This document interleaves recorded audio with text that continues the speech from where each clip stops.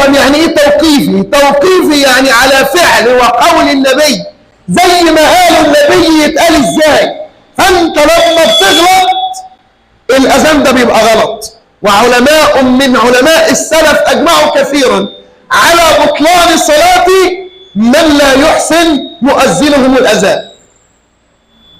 تخيل بقى لما واحد يقول لك حي على الصلاة ويخلي الصاد سين، ده اسمه لحن جاري في القرآن، تحولت الصاد الى سين. واحد يجي مثلا يقول لك حي،